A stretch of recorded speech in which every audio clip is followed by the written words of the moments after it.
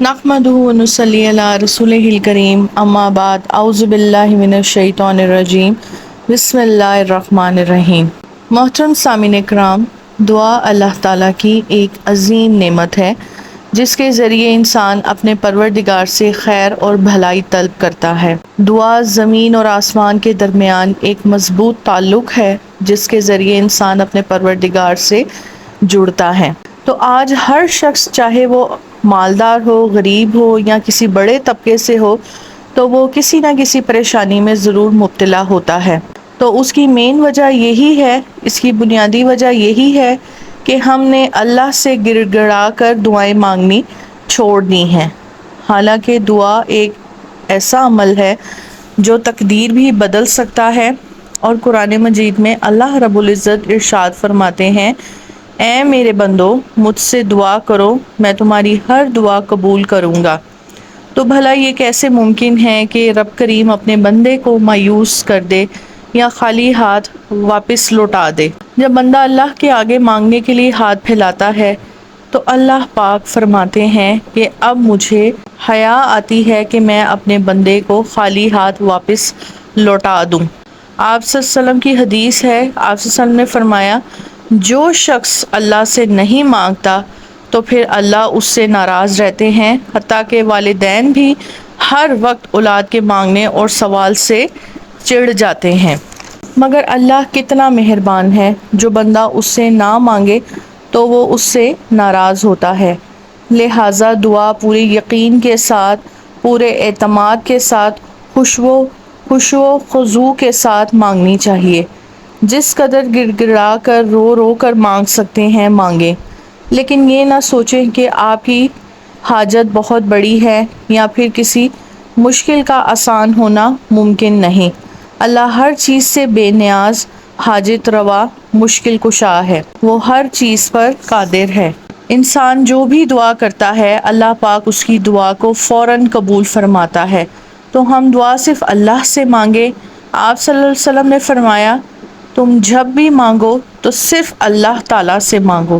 ایک اور جگہ آپ صلی اللہ علیہ وسلم نے فرمایا، اگر جوتی کا تسمہ بھی مانگنا ہو تو اللہ سے مانگو۔ تو دعا کرتے وقت اللہ تعالیٰ سے حسن ظن رکھیں، اچھا گمان رکھیں، کیونکہ اللہ رب العزت فرماتے ہیں کہ میں اپنے بندے کے ساتھ اس کے گمان کے مطابق معاملہ کرتا ہوں۔ تو اللہ تعالیٰ سے دعا کرتے وقت ہمیں قبولیت پر پورا یقین ہونا چاہیے۔ اللہ تعالیٰ سے خیر کی امید رکھنے والے پر اللہ تعالیٰ خیر و برکت کے دریا بھی بہا دیتا ہے۔ اللہ تعالیٰ ایسے شخص پر اپنا فضل و کرم فرماتا ہے۔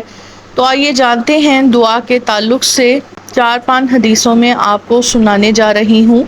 سب سے پہلی حدیث ہے، حضرت ابو ہریرہ رضی اللہ عنہ سے روایت ہے کہ حضور اکرم صلی اللہ علیہ وسلم نے فرمایا کہ اللہ سے قبولیت کے یقین کے ساتھ دعا مانگا کرو، اور جان لو کہ اللہ تعالیٰ غافل دل کی دعا قبول نہیں فرماتا۔ غافل انسان کی دعا قبول نہیں فرماتا، یعنی ایک شخص اللہ سے دعا مانگ تو رہا ہے مگر اس کا دل کاروبار میں لگا ہوا ہے، تجارت میں لگا ہوا ہے یا کسی اور جگہ میں لگا ہوا ہے، پھر اللہ تبارک و تعالیٰ ایسے غافل شخص کی دعا کو قبول نہیں کرتا۔ ایک دفعہ حضرت موسیٰ علیہ السلام ایک شخص کے پاس سے گزرے تو دعا کر رہا تھا، گڑ گڑا رہا تھا، رو رہا تھا۔ یہ دیکھ کر حضرت موسیٰ علیہ السلام نے کہا، یا اللہ، اس کی حاجت میرے پاس ہوتی تو میں پوری کر دیتا۔ تو اللہ تبارک و تعالیٰ نے حضرت موسیٰ علیہ السلام کو وحی نازل کی، اے موسیٰ، میں تم سے زیادہ رحم کرنے والا ہوں، میں تم سے زیادہ مہربان ہوں، مگر وہ شخص مجھے پکارتا تو ہے اور اس کا دل اس کے بکریوں کے پاس ہے۔ میں اس بندے کی دعا قبول نہیں کرتا جس کا دل میرے سوا کسی اور کے پاس ہو۔ حضرت موسیٰ علیہ السلام نے یہ بات سنی اور اس شخص سے کہی، تو پھر اس نے خالص اللہ کی طرف متوجہ ہو کر دل سے اللہ سے دعا مانگی، پھر اللہ تبارک و تعالیٰ نے اس شخص کی دعا کو قبول فرمایا۔ اس سے ہمیں یہ پتہ چلا کہ غافل انسان کی دعا کو اللہ پاک قبول نہیں فرماتے۔ اسی طرح دوسری حدیث میں حضرت انس رضی اللہ عنہ سے روایت ہے کہ حضور پاک صلی اللہ علیہ وسلم نے فرمایا کہ مریضوں کی عیادت کیا کرو، پھر ان سے اپنے لیے دعا کی درخواست کیا کرو، کیونکہ مریض کی دعا اللہ پاک فوراً قبول فرماتا ہے۔ جب تک مریض حالت مرض میں رہتا ہے اس کی دعا رد نہیں کی جاتی۔ اس سے معلوم ہوا کہ مریض کو اپنے لیے بھی دعا کرنی چاہیے اور عیادت کے لیے آنے والوں کو بھی اپنے لیے دعا کی درخواست کرنی چاہیے۔ اس طرح مریض کی دعا فوراً قبول ہوتی ہے۔ تیسری حدیث میں ہے، نبی کریم صلی اللہ علیہ وسلم نے فرمایا کہ رات کے آخری پہر میں اللہ رب العزت آسمانی دنیا میں اترتے ہیں، رات کے آخری حصے میں اترتے ہیں۔ اس ٹائم اللہ کی رحمت بالکل قریب آ جاتی ہے اور پھر اللہ پاک اعلان فرماتے ہیں کہ ہے کوئی مجھ سے مانگنے والا، میں اس کی مانگ کو پورا کروں، ہے کوئی مجھ سے رزق مانگنے والا، میں اس کو رزق عطا کروں، ہے کوئی مجھ سے اپنے گناہوں کی بخشش چاہنے والا، میں اسے معاف کر دوں۔ اللہ پکار کر فرماتے ہیں۔ تو سامعین کرام، یہ تھی میری آج کی ویڈیو۔ اگر میری ویڈیو آپ کو اچھی لگی ہو تو چینل کو سبسکرائب کر دیں اور بیل آئیکن کا بٹن دبا دیں۔